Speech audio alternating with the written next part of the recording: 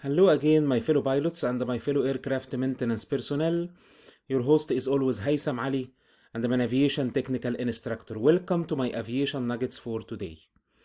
Today, in these short minutes, we are going to speak about the different components that may be used to measure pressure in a system. Okay, pressure indication is used so much in aircraft instrumentation to indicate for the pilot about the correct operation of aircraft system. Okay, everybody, like the engine pressure ratio, okay, like the manifold air pressure for the engines, like pressure in the system for hydraulic. Okay, everybody. So measuring pressure is very important for the pilots to be informed about the correct operation of the aircraft system. Okay, so pressure at its normal definition is defined as a force per unit area, Newton per meter square or pound per square inch. It is normally indicated either as pound per square inch (psi) or inches of mercury (NHG).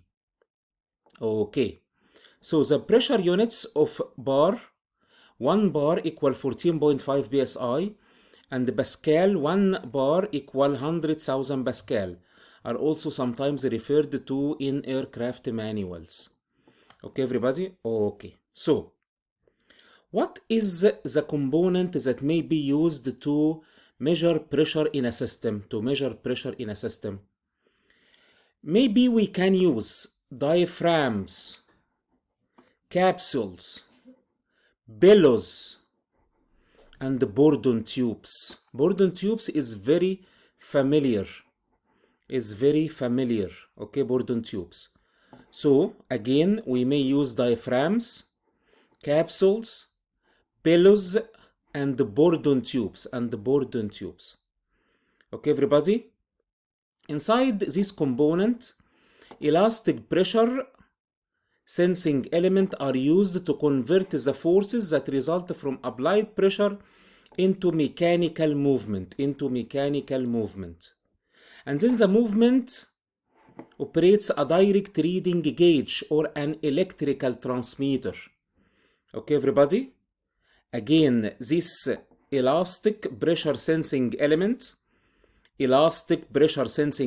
like diaphragms, capsules, bellows, and bourdon tubes, okay, are used to convert the forces that result from applied pressure into mechanical movement, and this mechanical movement operate a direct reading gauge or an electrical transmitter to inform the pilot about the pressure indication.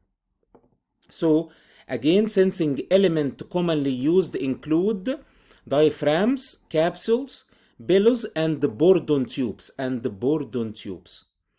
Okay, everybody? And finally, as you can see, most pressure gauges measure the difference between absolute pressure and the atmospheric pressure. Absolute pressure is the pressure referred to a vacuum. This is the absolute pressure. Okay? And in most of the aircraft system, we always use gauge pressure, as most pressure gauges measure the difference between absolute pressure and the atmospheric pressure. Okay, so the relation between absolute pressure and atmospheric pressure is called gauge pressure. Okay, so finally, we have elastic pressure sensing elements. Okay, maybe diaphragms, maybe capsules, maybe bellows, maybe bourdon tubes. These elastic pressure sensing elements are used to convert the forces that result from applied pressure into mechanical movement. And then we transfer the mechanical movement into a direct reading gauge or an electrical transmitter to inform the pilot about the indication of the pressure in the system. Okay, everybody? Okay. Thank you always for your good listening. And always fly safely and maintain your aircraft very safely. From Cairo, Egypt, your host was Haitham Ali, and please stay tuned for an upcoming sessions like this. Thank you and goodbye.